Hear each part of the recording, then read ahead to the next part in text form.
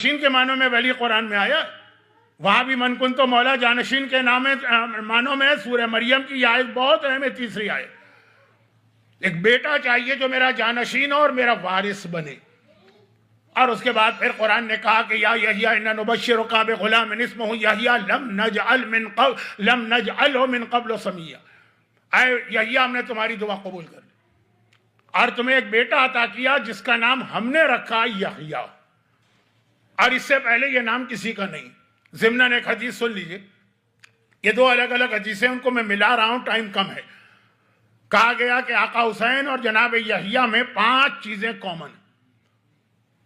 پہلی بات یہی آیا، خدا نے کہا اے زکریا تمہارے بیٹے کا نام ہم دے رہے ہیں، تمہیں نام نہیں رکھنا ہے، ہم یہ نام رکھیں گے، اور ایسا نام رکھیں گے جو آج سے پہلے کسی کا نہیں۔ لم نجعلہ من قبل سمیہ، یہ نام اس سے پہلے کسی کا نہیں۔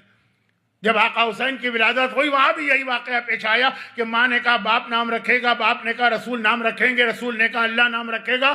حسین کا نام بھی آسمان سے آیا، اور یہ نام بھی ایسا تھا کہ عربی کا لفظ ہے لیکن آج سے پہلے عربوں میں یہ نام کسی کا نہیں تھا۔ یحییٰ کا نام بھی اللہ نے رکھا اور یہ کہہ کے رکھا کہ اس سے پہلے کسی کا نہیں۔ آقا حسین کا نام بھی اللہ نے رکھا اور یہ کہہ کے رکھا کہ اس سے پہلے یہ نام کسی کا نہیں۔ دونوں کی شہادت پہ 40 دن آسمان رویا۔ رویا کا مطلب کیا ہے کہ اگر کوئی کپڑا آپ زمین پہ بچھائیں یا سرخ، اس پہ سرخ دھبے پڑ جاتے ہیں، چھینٹے، زمین پہ دیکھیں جگہ جگہ سرخی نظر آتی۔ 40 دن تک آقا حسین کی شہادت کے بعد بھی، اور 40 دن تک جناب یحییٰ کی شہادت کے بعد۔ اور تیسری چیز جس میں راوی کی بھی سمجھ میں بات نہیں آئی تھی تو اس نے امام سے سوال کیا، یہ چھٹے امام کی حدیث ہے۔ تیسری چیز، جناب یحییٰ کی شہادت کے بعد بھی پہلے امام نے یہ لفظ استعمال کیا کہ 40 دن سورج رویا، اور میرے جد حسین کی شہادت کے بعد بھی 40 دن سورج رویا۔ آسمان سے سرخ بارش کا ہونا یہ سمجھ میں آ رہا، سورج کا رونا۔ خالی آج کے لوگ عقل مند و چالاک نہیں ہیں، امام کے صحابی بھی ایک ایک چیز وضاحت کرتے تھے کہ مولا سورج کیسے رویا؟ کہ 40 دن تک سورج کی جو روشنی تھی یہ کم ہو کے سرخی ہو، 40 دن تک سورج سرخ سرخ سرخ نظر آتا، جو غروب آفتاب کے وقت کیفیت ہے کہ 40 دن تک سورج کی روشنی بہت ڈم ہو گئی، سرخی نظر آ رہی ہے، یہ سورج کا رونا۔ کا چوتھی چیز یہ کہ دونوں کا قاتل، جناب یحییٰ کا قاتل بھی اور آقا حسین کا قاتل بھی، ایک ایسی اولاد تھی جو حلال نہیں تھی، دونوں کا قاتل ولد حلال نہیں تھا، اور دونوں کا کٹا ہوا سر بدکار لوگوں کے سامنے پیش کیا گیا۔ جناب یحییٰ کا سر وہ جو بادشاہ کی وہ بیٹی تھی اور اس سے شادی کرنا چاہتا تھا، اور اس نے کہا تھا یحییٰ کا سر چاہیے۔ جامع مسجد دمشق کی زیارت جب آپ کرتے تھے تو جناب یحییٰ کی قبر پہ واقعہ پورا پڑھا جاتا ہے، اور یہ تو کرسچنز میں زیادہ مشہور۔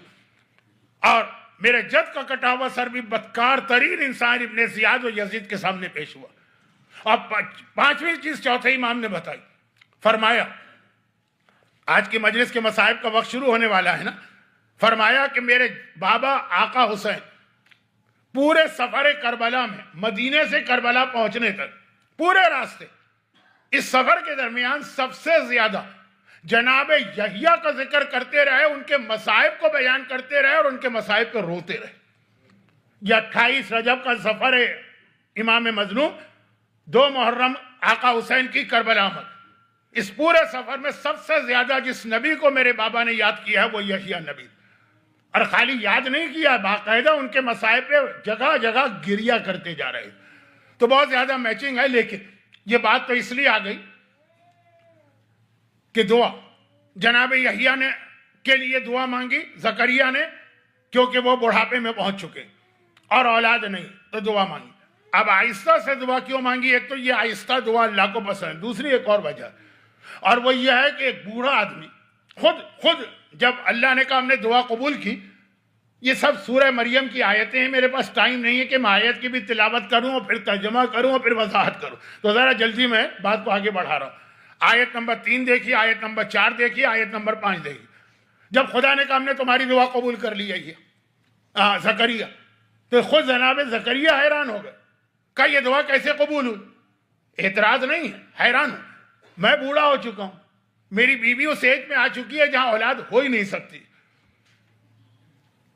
تو اب یہ بوڑھا آدمی مثلاً اندازاً آپ کیجئے کہ 90 سال کا